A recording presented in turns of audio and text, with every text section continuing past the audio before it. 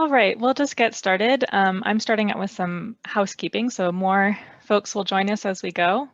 But good afternoon and good evening, good morning to all of you who are joining us. Welcome to the next installment in our ASM3 webinar series focused on Theme 1, which is Observation, Observing Networks, Data Sharing Towards Implementation.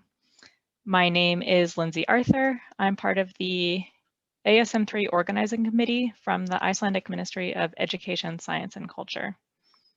So we'd like to begin this webinar with an Arctic lands acknowledgement. This is adapted from the IASC State of the Arctic report for use in our webinar today. The circumpolar Arctic is the contemporary home to many different indigenous peoples. Wherever you may be participating in this webinar, we honor and recognize the place-based knowledge of Arctic indigenous peoples and their ancestral and contemporary stewardship of their homelands, and we welcome you to do the same. So just a few housekeeping notes as we go. This webinar is being recorded and it will be posted to the European Polar Board YouTube page, and we'll also share that link from the ASM3 website where you registered for this event. The microphones and cameras of the audience are automatically turned off. If you're having any trouble, please use the chat box and ask for assistance, or you can see the Zoom website support page and we'll share a link to that support page in the chat. The full program for today is available on the ASM3 website and we'll share a link to that as well. As we go, if you have any questions, please type them directly into the Q&A box. That's the best way for us to keep track of them. We'll address what questions we can in the short Q&A period at the end, but you should also feel free, if we run out of time, you can follow up with the ASM3 Organizing Committee. For this webinar, IASC has kindly agreed to let us use their code of conduct that they developed for ASSW 2020. The link to this is also posted in the chat. What's most important to remember is that we create a respectful atmosphere and listen and ask questions with an open mind. So just please note that abuse or harassment of any kind will not be tolerated. With that, let's get started, and I'd like to introduce our ASM3 Science Advisory Board members from Iceland and Japan. We have Embla and Hiroyuki Enomoto, and they'll be giving an overview of the webinar series and giving our opening remarks. Thanks. Okay, thank you, Lindsay. Can you hear me? Okay, I'm Hiroyuki Enomoto from NIPR in Japan, and I am a co-chair of the ASM3 Science Advisory Board, and together with Embla, and we would like to welcome you to the ASM3 webinar. As we know, some of you may not attend its past ASM3 webinar. We will give us a brief summary of the ASM3 process. Next slide, please. So the third Arctic Science Ministerial will be held in Tokyo, Japan from 8 and 9 May. It was originally scheduled for November 2020, but was delayed due to the pandemic. Next slide, please. So the organizing committee for the meeting, member of the Japanese Ministry of Education, Culture, Sports, Science and Technology, MEXT in short, the Japanese National Institute of Polar Research, and the Icelandic Ministry of Education, Science and Culture. Next, please. The Science Advisory Board, so we call it SAB, is a representative for the responsible for developing the science summary report by analyzing the input we have received from various sources. The board is made up of members representing Iceland, Japan, the Arctic Observing Summit, APEX, the first and second ASMs, IASC, IASA, indigenous knowledge holders and indigenous scientists, SEION, and the University of the Arctic. Ex officio on the board, we have our science consultant, who also helps with ASM2, and a member from Japan and Iceland. that are doing a lot of the heavy lifting to make sure the meeting will be as successful as possible. Next slide. There are 28 countries or governments participating, along with 6 Arctic indigenous people organizations and 16 international organizations with interest in Arctic research and education. Next slide, please. These groups were asked to submit various pieces of information to help us understand the breadth of the international Arctic research and education activities.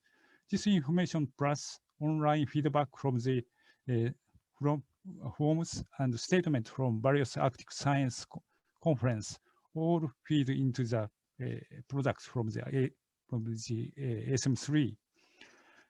This product includes a summary report with a science section and recommended action, the joint statement, various resources that will be added the ASM3 website, and a map layer on the Japanese Arctic data service that will contain and display in a searchable manner all the information on projects submitted from the ASM3. And now I will turn it over to my co-chair, Embla, to tell you more about the webinar series. So Embla, please. Thank you, Enomoto. And thank you to all of you for your interest in the ASM3 and our webinar series, which we're holding together with our partner, the European Polar Board. Thank you, EPB. The series was developed to help increase the transparency in the ASM3 process and to provide additional opportunities for people to engage with the project process. Next slide, please. Our first webinar was held in October and covered the history of the Arctic Science Ministerial meetings and introduced our ASM3 process. Next slide. Next, we held an interactive workshop discussing the gaps and barriers in international research. Many of you participated in that workshop, and we thank you again. We're pleased to let you know that the final report from that workshop is now on the ASM3 website, and the recording is on the EPB's YouTube channel. Next slide. In December, we were pleased to have many Indigenous leaders share their perspectives on the importance of the inclusion of Indigenous knowledge in Arctic research. The webinar provided important and essential information for the Arctic science community. We thank Liza Mack, Eva Krummel, Anna Dekteva, and Lindsay Arthur for organizing this webinar, and to the leaders who shared their insights and recommendations for the future. A transcript of this webinar is on the ASM3 website, and a recording is also on the EPB YouTube channel. The discussion from this webinar will be important, informing many of the recommended actions in the final report from the ASM3. Next slide. The next webinars in the series will focus on the 4 themes of the ASM3 and the projects that have been submitted to help achieve the ASM3 goals. Each webinar will have a similar structure with an overview of the theme, progress since ASM2, project highlights, proposed actions, and a moderated discussion. Next slide. Just to provide a few teasers for these webinars, here's a bit of overview information.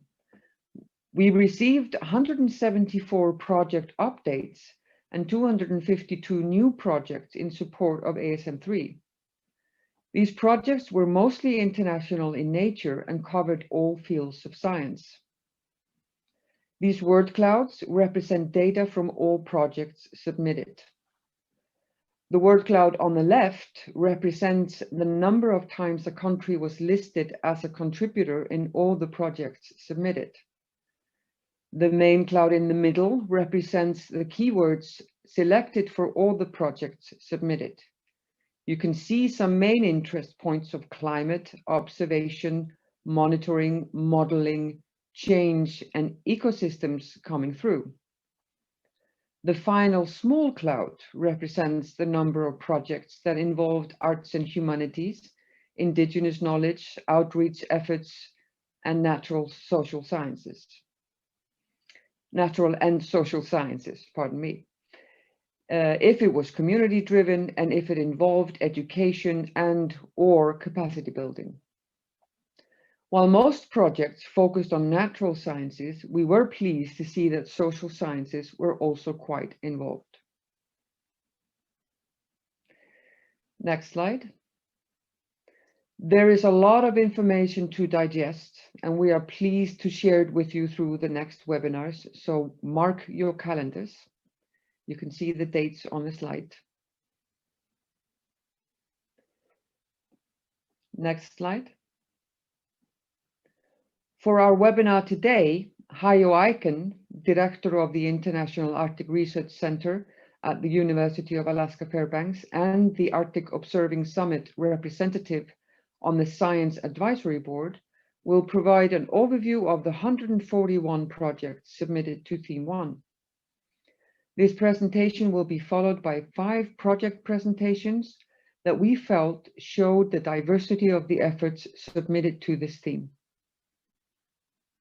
Santi Starkweather from NOAA and the SEON representative on the Science Advisory Board will then present a summary of recommended actions to increase international observations and data sharing.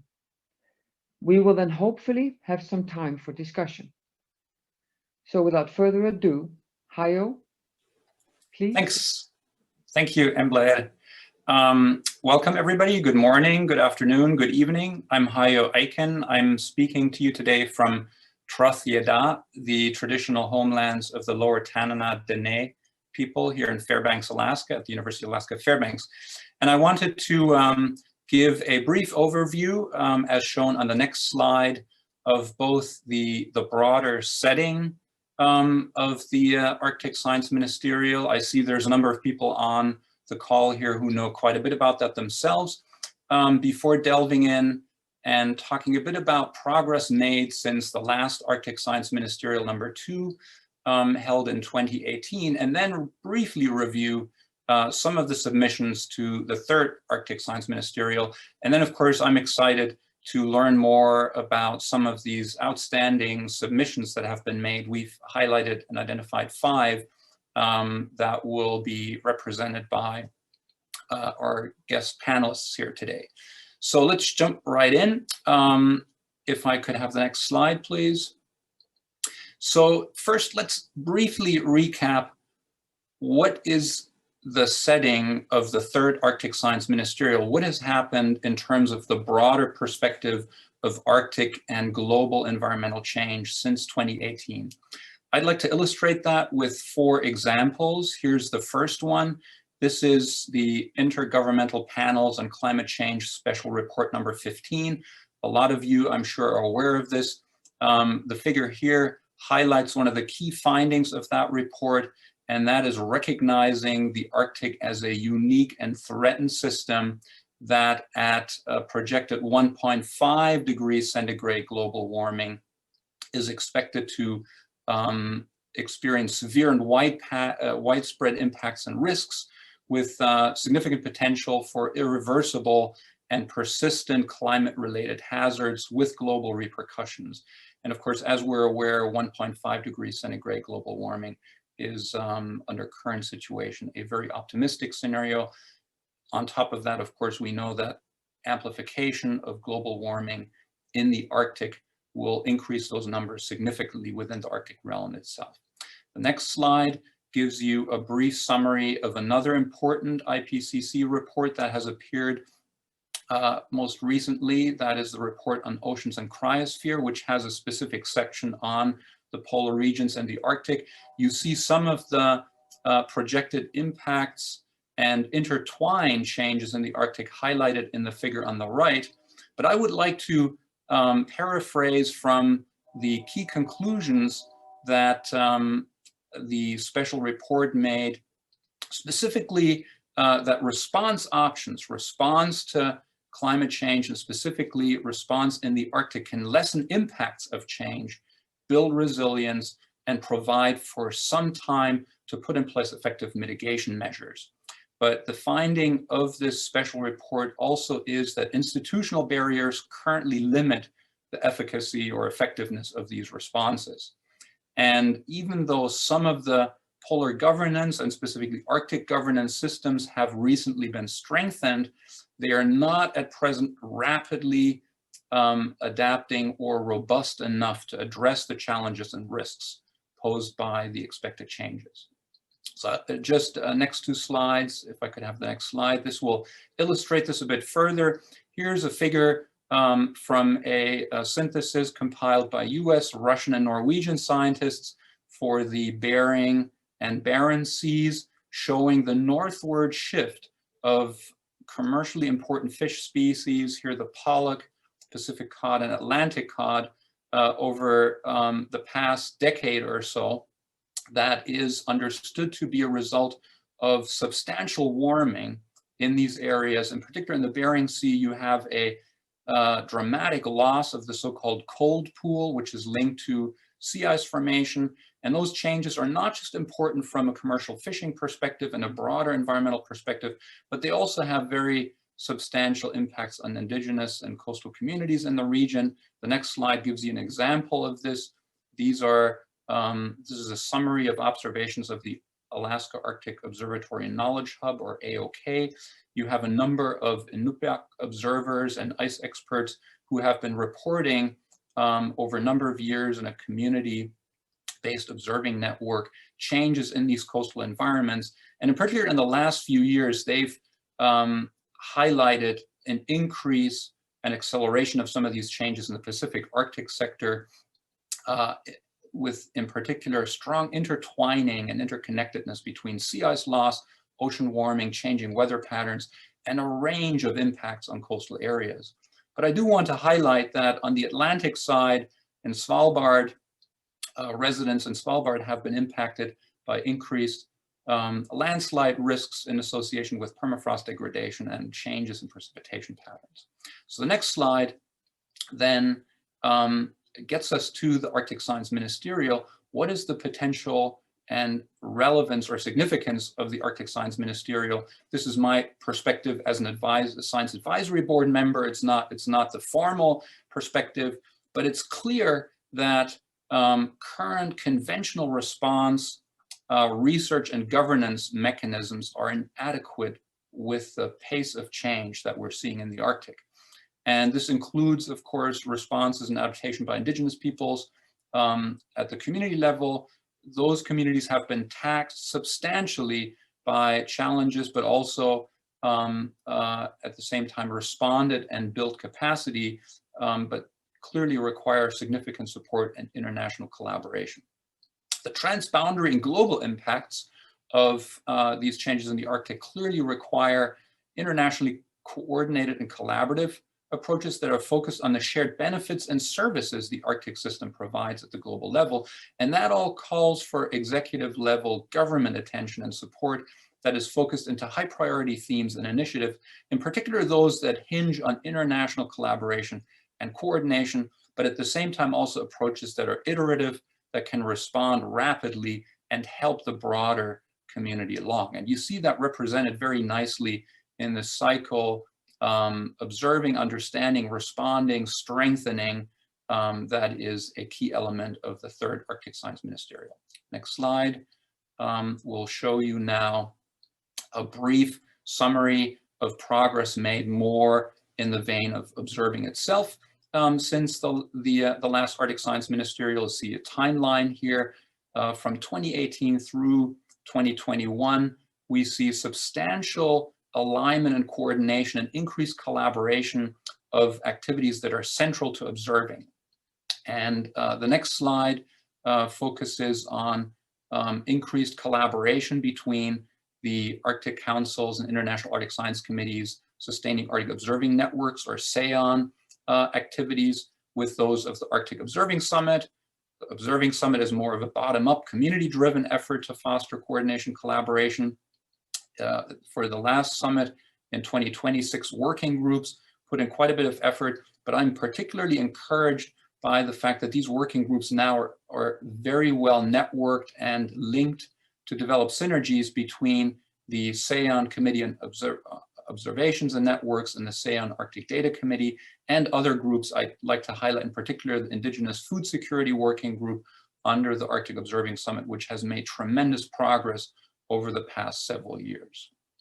The next slide then gives you another important development, and that is that SEAN as an entity has led the definition of a roadmap for Arctic observing and data systems, or so-called roads, an essential element to help bring different activities together onto the same page in a both combined bottom-up and top-down approach to help move things forward more rapidly. And you see some of the key elements of the SEAN roadmap and its focal areas highlighted here on the right. The next slide gives you more of a perspective of the process, where there has been substantial progress made in terms of inventories of observing activities. I'd like to highlight in particular the European Union Horizon 2020 framework funded Intaros project. I see Sten Sandvend, Hanna Sagen are on the call here. That project has made major progress collaborating with other observing regional and global observing efforts to give us a sense of what are the current capacities and inventories. And of course, this all feeds into SEAN's Committee on Observations and Networks. Under the SEAN roads process, those inventories are now being tied to societal benefit assessments or value tree analyses. And again, there's a number of these that have recently appeared out of Finland, Mikko Stralendorf and colleagues, or most recently as well, work by Shibata and Harada in Japan to link Japan's Arctic policy to broader observing related societal benefits and values. And ultimately, these types of activities are then meant to lead into essential variable frameworks that allow the broader community to define the requirements for observations. And we'll hear more about one area where this has been very successful with the Circumpolar Biodiversity Monitoring Program, on which Catherine Coon will present as one of the highlights in a few minutes here. The next slide then is just a brief overview of, if you will, the 5 different areas or thrusts where we have seen major progress since the last ASM. And again, these are just examples. I've already pointed out the progress made in terms of coordination frameworks and support. I do want to highlight as a very Arctic Science Ministerial linked outcome, the creation of a funders forum, which is seen as critical in terms of coordinating research support internationally at various levels. So this is an important element. Then, of course, individual projects and initiatives. I've mentioned Intaros. We have the Mosaic field activity that has come to a successful conclusion. We have new observing infrastructure. Several countries are working on new Arctic research vessels. China has launched Xielong 2 as a research icebreaker. And I note that Russia, one of their country highlights for the Arctic Science Ministerial number 3 is a new planned terrestrial snowflake international Arctic station. And then, of course, we have the national polar and Arctic institutes that are helping move things forward in a significant way because they're able to plan longer term at the national level, but increasingly are coordinating this internationally.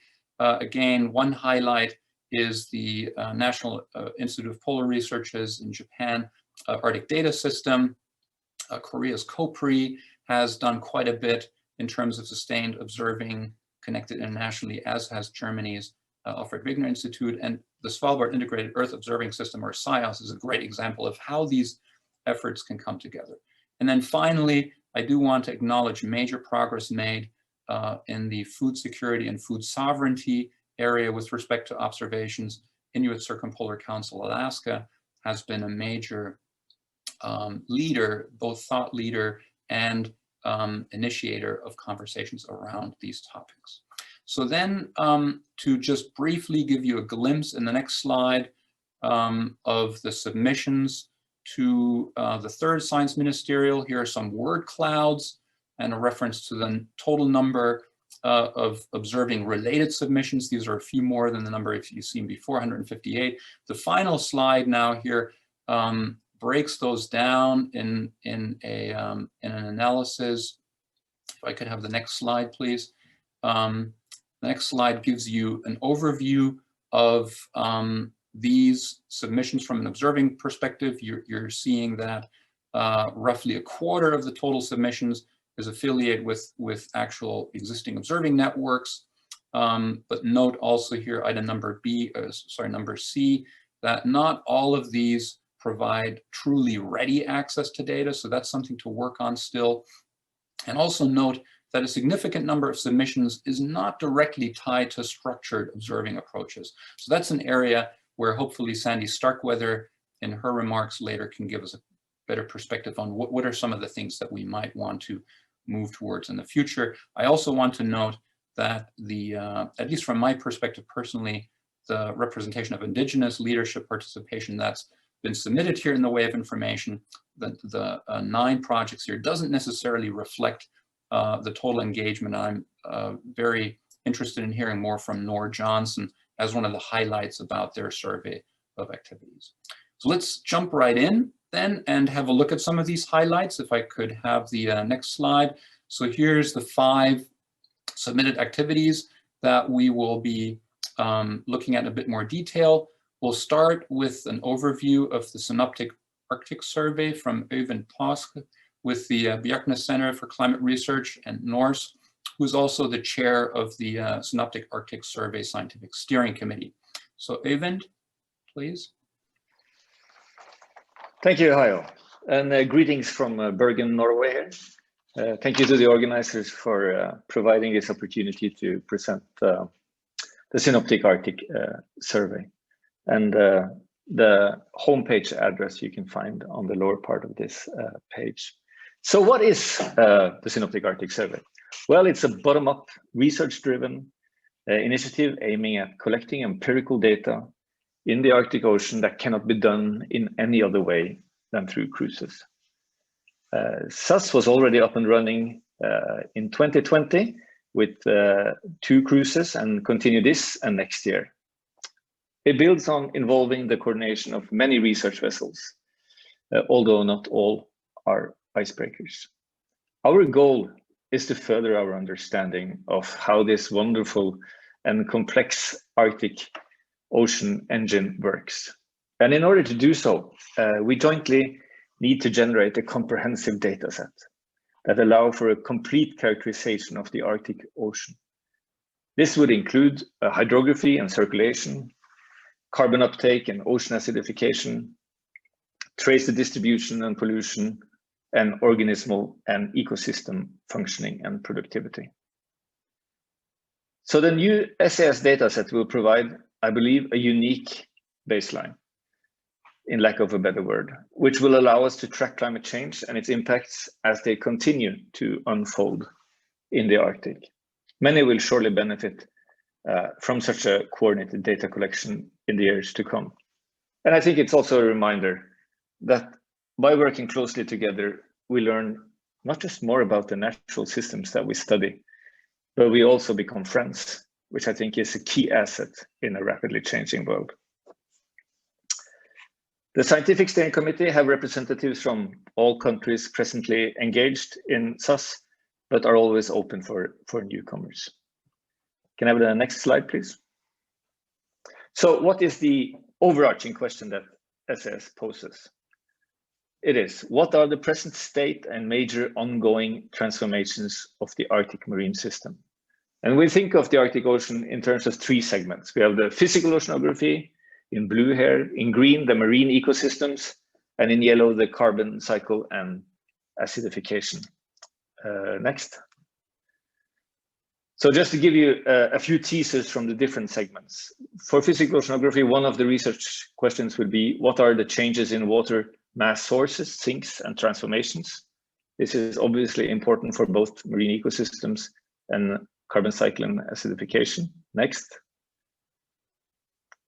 For the marine ecosystems, we ask, how does primary production and associated availability of nutrients vary between the different Arctic regions? And next. What is the contribution of the Arctic Ocean to maintaining the global ocean carbon dioxide reservoir and uptake? So questions that are in part interlinked, reflects the need for interdisciplinarity, but also the need for disciplinarity. So we have 9 of these questions. Now you've seen 3 of them. More information about this can be found in our Science and Implementation Plan, which is freely available from our webpage. We also had a paper in EOS, which describes the Synoptic Arctic Survey.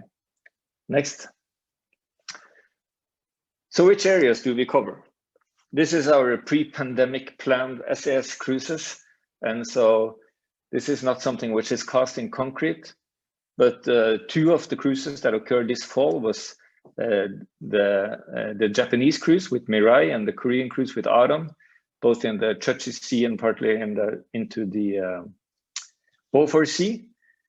This year, we're looking very much forward to the grand plans of the Swedish icebreaker Odin, which will go in this, you see this yellow dotted line into what is sometimes referred to as the Canadian Hole, because there's thick sea ice there and not all that much data.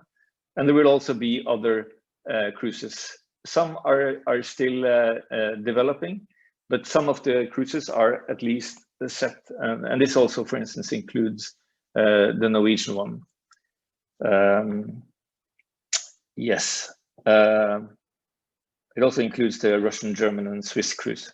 So I think there's a great enthusiasm in the community, and we look very much forward to working together in the years to come. I want to end on the note that SAS started as an idea in Tokyo in 2014. We had our first workshop in 2015. Now it's 2020, and what we see, we're more and more beginning to think of SAS as a pilot for a second SAS2. And so far we're thinking that this should occur in 2030, so it would overlap coincidentally with the end of the decade of the oceans. So working towards that, which would secure progress and continuity in Arctic research. Thank you so much for your kind attention. Great, thank you, Øyvind. Next up, we have Ashley Chappell, who's the lead for NOAA's, the National Oceanic Atmospheric Administration's Integrated Ocean and Coastal Mapping program, and she will share with us some of the work that's focused on filling gaps in mapping of the Arctic Ocean in support of research and sustainability. Ashley? Thank you. I am actually here speaking on behalf of some of the Arctic Regional Hydrographic Commission members and associates that signed on to this proposal with us. I really appreciate the opportunity to talk to you all about this. I am going to have to drop off before the end of the meeting, and so I've included my contact information here on the slide in case there are any questions afterwards that are lingering. Just feel free to shoot me an email. So if we could go to the next slide, I'd like to talk with you about the proposal. And this concept, this proposal really recognizes that mapping ocean and coastal waters for all the different things that people are interested in there is really foundational to science, lots of different sciences.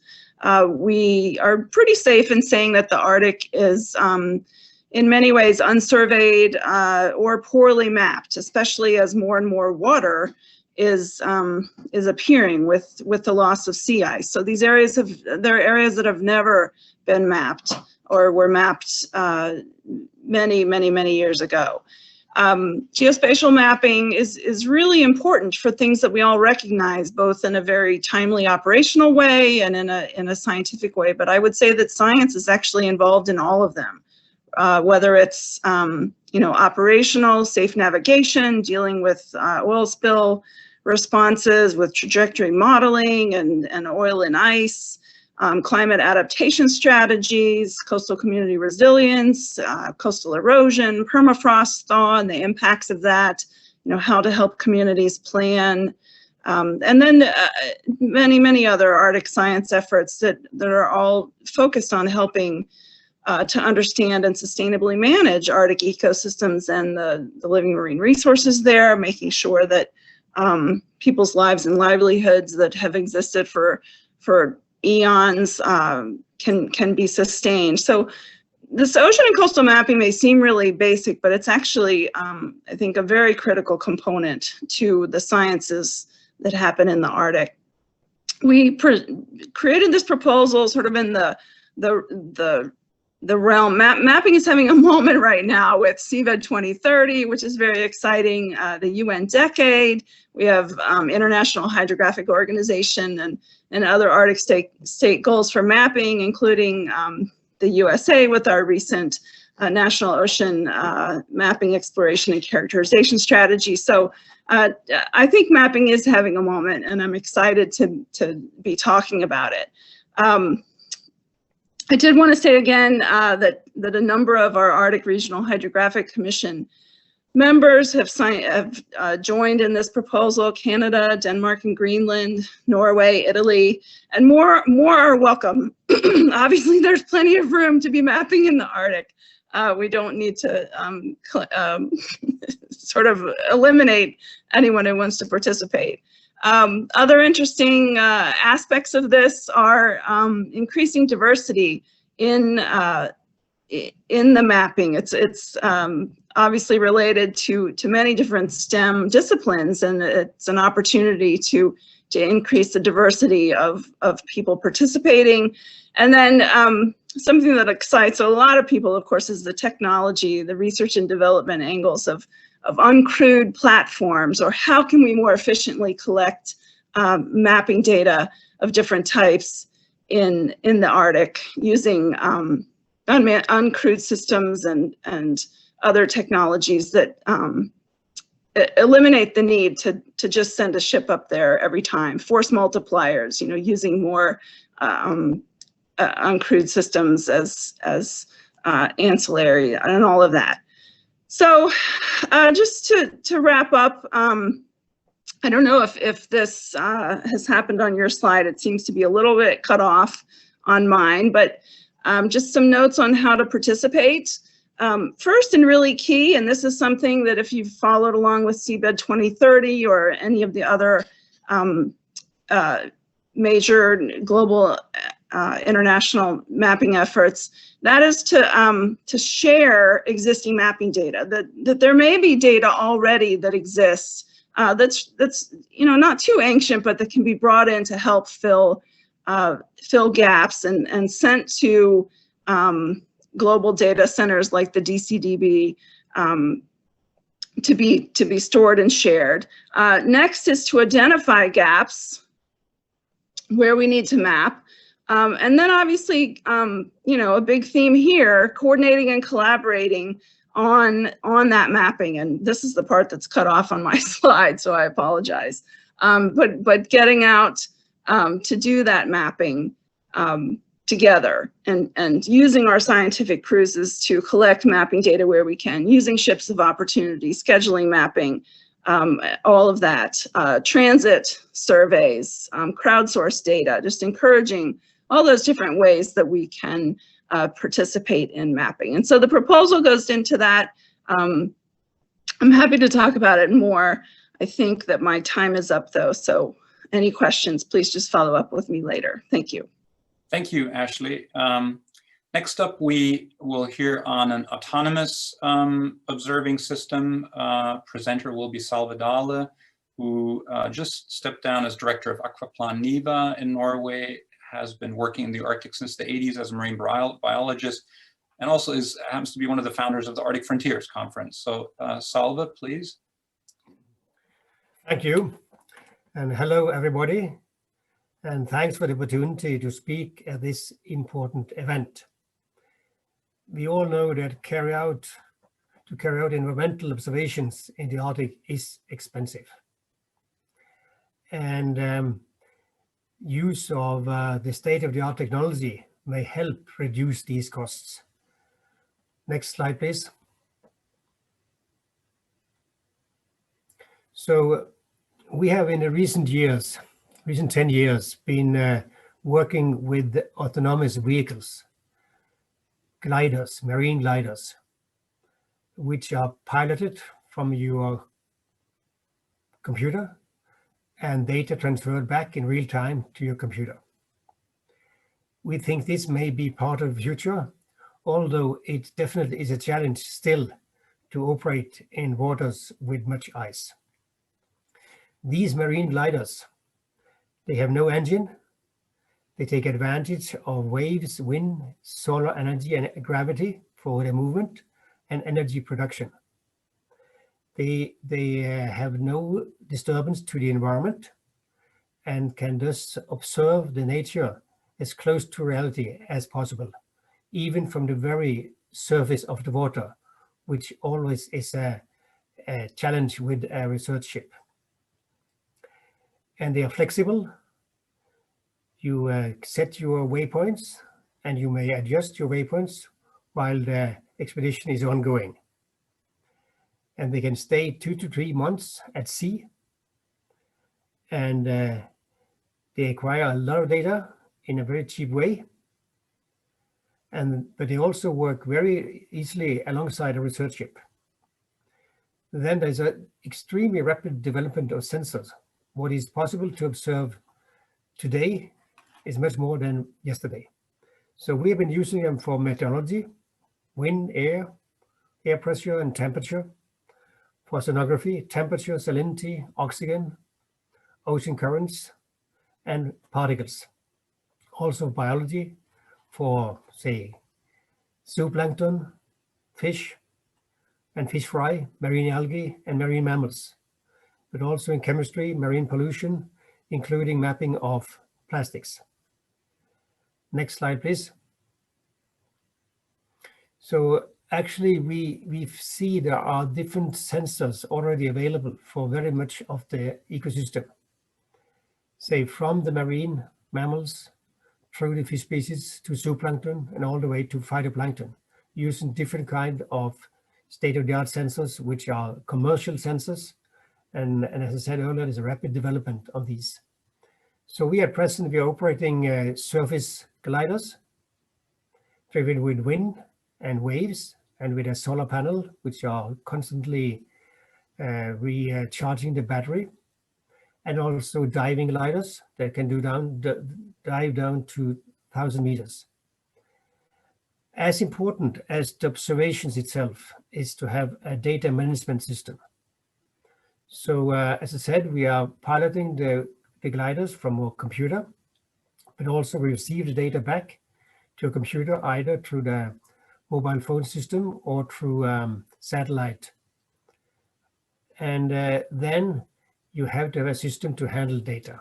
And this is a problem we are really would like to work with others to develop, to have a professional data management system, so we can address and have data to have the right format to enter to existing databases, or to help solve specific applications. So I'll be happy to discuss this if time's allowed, now or later. Thank you. Great, thanks very much, Salve. Next, we'll hear from Noor Johnson, who is one of the co-producers in collaboration with the Inuit Circumpolar Council of an atlas of community-based monitoring indigenous knowledge.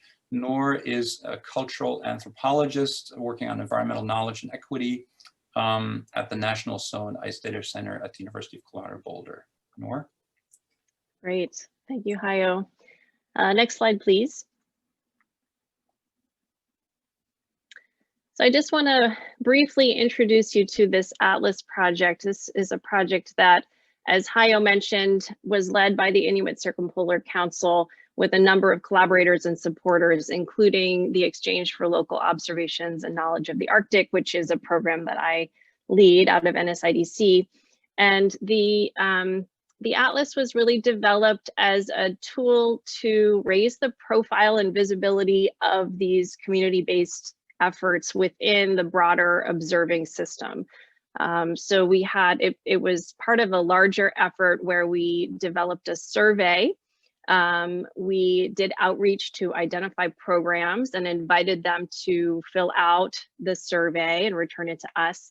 And then we did some analysis of this and developed a report, which you can find on ALOCA's website, as well as a journal article. And then finally, we developed the Atlas infrastructure, which I'm going to briefly show you now. Next slide, please. So this is the landing page of the Atlas. You can see some of our partners here. One of the things that we like to mention is that we have the Atlas has different views depending on which region of the Arctic you would like to look at and investigate. So this is the Alaska view, and it centers the Alaska projects. The blue squares are the projects that are part of the Atlas, and we currently have 112 projects listed as part of the inventory.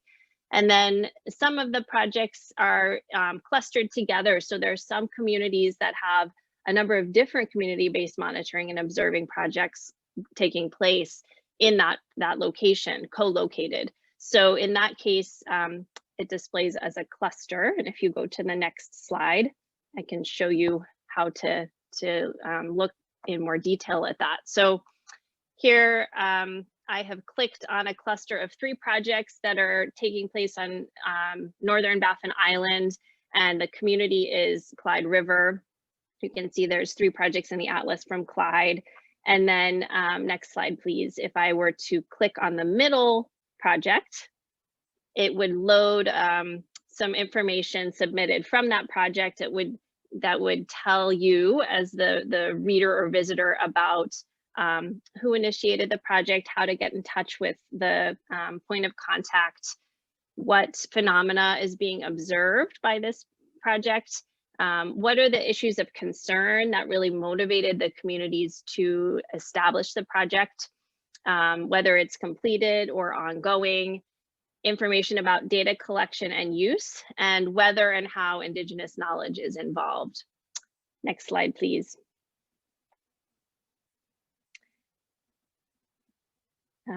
You can also add media to the Atlas. So here's a picture of community members helping to install a mobile weather station as part of that project record that I was just showing on the previous slide. And you can also use, you can also load videos into the Atlas as well. So there are a couple different ways to query the Atlas, and using the search function, you can look for specific communities, which display as the little yellow dots in the Atlas. You can look up projects by name, or you can search for themes. Next slide, please.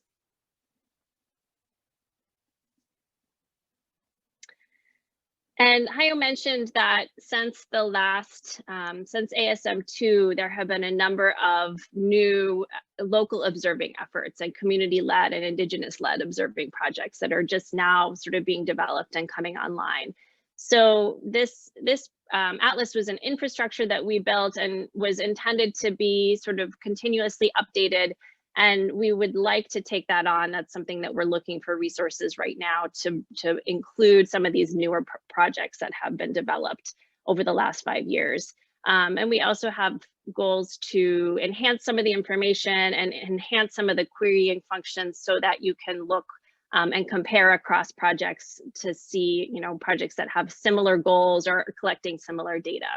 So the overall goal has always been and is still to support network building so that we can coordinate observations and really connect these programs with one another and with regional and pan-Arctic efforts.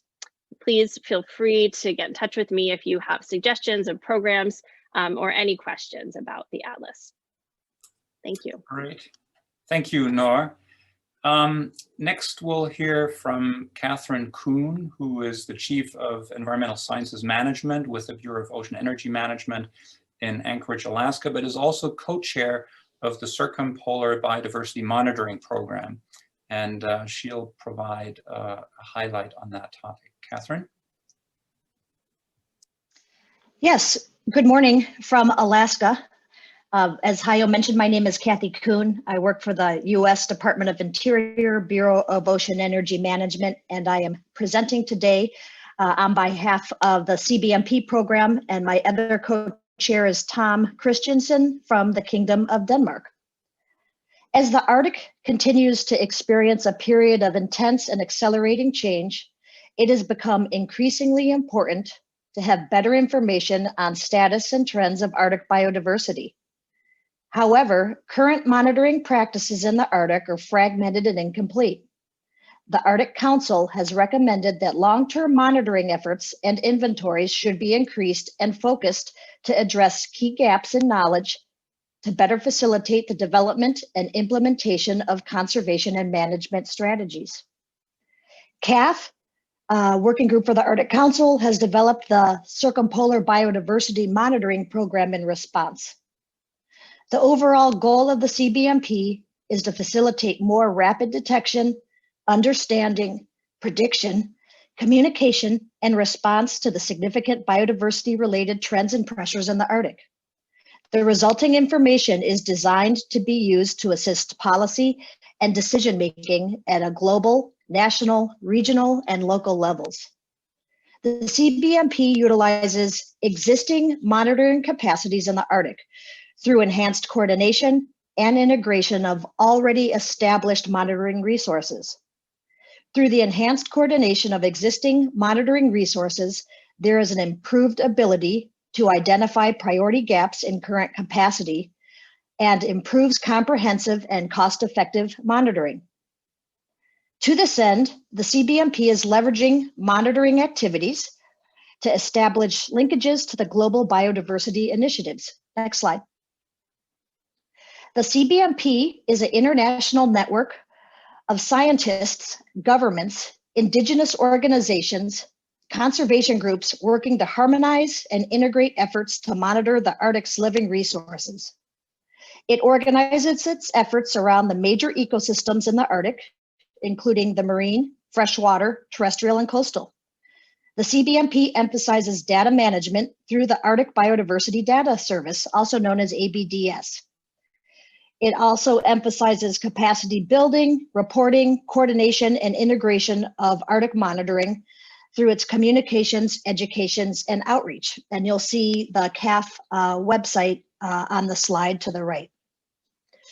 Arctic biodiversity monitoring plans are being implemented for each of those 4 ecosystems I mentioned to improve the ability to detect and understand changes. The approach adopted in the 4 Arctic biodiversity monitoring plans follows the steps required for an adaptive and ecosystem-based monitoring program. It includes a consideration of what future priority questions and user needs the program should address. This ecosystem-based approach integrates information across ecosystems, species, and their interactions, and lends itself to monitoring key aspects of ecosystems called focal ecosystem components, or also known as FECs. This approach considers the integrity of the entire ecosystem and their interactions with other ecosystems. Each Arctic biodiversity monitoring plan describes expected outcomes and reporting, including the development of the state of the Arctic biodiversity reports as a major output. The first CBMP State of the Arctic Biodiversity Report was issued in 2017 by the Marine Working Group. The Freshwater Group completed theirs in 2019, and we are very pleased to announce the recently released report from the Terrestrial Group this month in 2021. Enhanced monitoring and sustained observations are critical to improving a fundamental understanding of how Arctic systems function and information how the Arctic is changed or likely to change in the future. Next slide. Data management is critical activity for international cooperation in the Arctic research. Working with international partners to implement common standards and practices will make data more available for Arctic partners and will improve Arctic research. Continued international cooperation, learning, innovation, and sharing in all aspects of data management, including the collection, curation, sharing, discoverability, integration, access, and usability, is integral to and will continue to facilitate Arctic research. This Arctic Biodiversity Data Service is the data management framework for managing data generated via the CAF board and the CBMP program. Knowledge of many species, ecosystems, and their stressors is fragmentary. The ABDS tool has developed more refined tools for data sharing, so data collected by all these networks can be more easily accessible and improves access to information. Great. Thank you, Kathy, for that nice overview. For the final contribution, we'll hear from Sandy Starkweather, who has a background in engineering and earth sciences. She's executive director of the U.S. Arctic Observing Network and is currently serving as the chair of the SAON board. Sandy?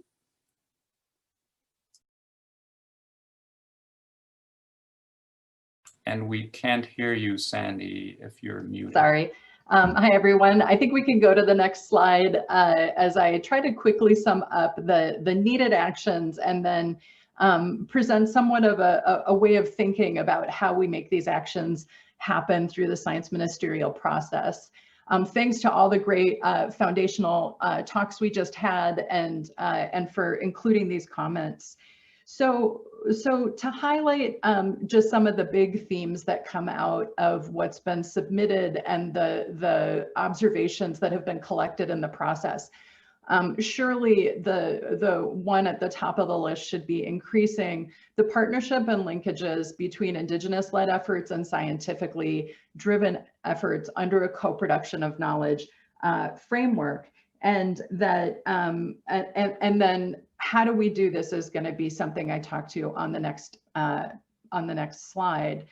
Also, we've heard a lot about how we have to address the myriad gaps in the Arctic and how we get there strategically in an internationally coordinated way, I think are the things that the Science Ministerial can really help to support.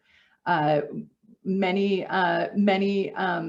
contributions related to data management, data stewardship, but as Hajo pointed out, most of the current contributions are still falling short of what we would consider full accessibility and certainly short of what we would consider adherence to fair and care data management principles. There are many great needs to continue to leverage our Arctic infrastructure, to develop new technologies and to develop the kind of funding we need for data management activities. So on the next slide, I'm going to talk about how we might generate these actions through the science ministerial process in a way that kind of partitions the actions into two different collections as I see them. The first I'm going to call scaling out actions. What are these? As Hajo noted also in his summary, these are the kind of parallel efforts that are being funded at national levels to fill critical gaps, whether these are geographic gaps, system-specific gaps, temporal gaps. These are the engine of observations that we need to continue to increase and build upon. And so I list some examples from the deliverables for this section. Here, we heard about mapping the seafloor, things related to system studies, new technology deployments, I put under scaling out actions. The glider we heard about, but also there's other things like LiDARs coming online. Campaigns fit into this group, and then as Noor pointed out, that sort of all those different dots of the Indigenous observer efforts. These are what I would call parallel efforts, and we need each nation to step up and increase the number of parallel efforts that are happening. And while I say that these happen via national priorities and funding, we also know that even in this space, there's a tremendous amount of soft coordination that is ongoing and should be ongoing in order to optimally leverage what's being put forward. But if you hit forward once more, I think what the Science Ministerial can really develop, uniquely develop in a way that other types of fora can have difficulties developing is what I would call scaling up actions. And these are the things that when we say no nation can go it alone in the Arctic, these are the kinds of things we're talking about, the things where we have to unify and merge capacities to expand what's possible and to accelerate our responses.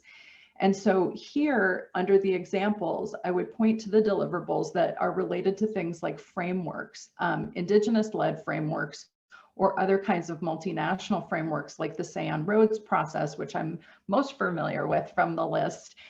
These help us address planning in a shared and strategic way and make sure that everyone at the table has equitable access to the planning process.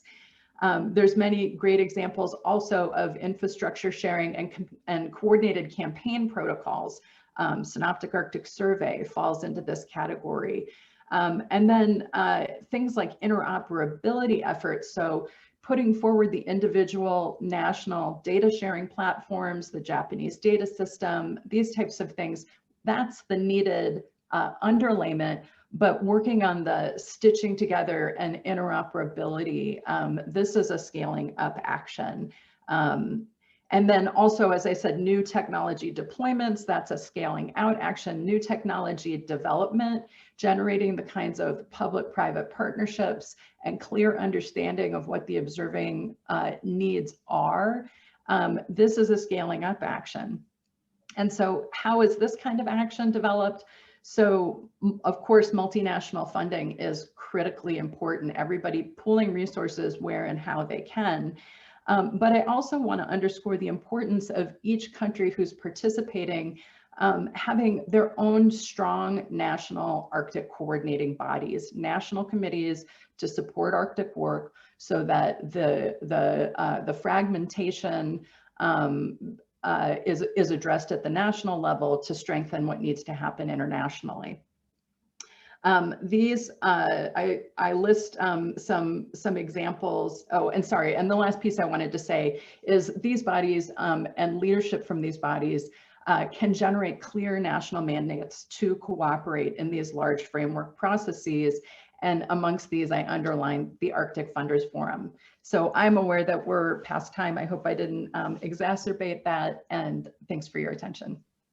No, thank you very much, Sandy. That was a great way to close out this part of the meeting. I'd like to thank all the panelists and contributors for a really nice, well-rounded, pithy set of presentations. I'll look to the organizers here, whether we have time to take a few more questions. I see some of them have been answered in the Q&A box.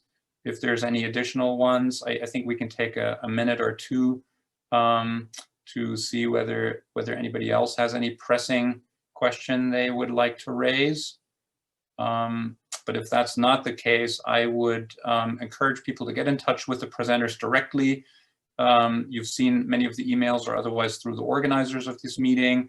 The presentations will be accessible as well as PDF files. And with that, I'll hand it back to Lindsay, I believe. Great, thanks so much, Hajo, and thank you to all of our panelists also just for answering questions as we went. That was really helpful. I just want to thank everyone for attending today and to remind you that the next webinar in the series, which will focus on theme 2 for ASM3. So that's Understand, which is enhance understanding and prediction capability on Arctic environmental social systems and its global impact. So that will be on February 17th. At 1 o'clock GMT, and the registration for that is now open on the ASM3 website. And the link to that is in the chat, so you can go there. Again, if there's any lingering questions after today's presentation, please feel free to get in touch with the ASM3 Organizing Committee or directly with any of the panelists here. But we are always happy to hear from all of you. So thank you so much. And thank you, Hajo, for being our steady moderator. We really appreciate it. All right. Thanks, everyone.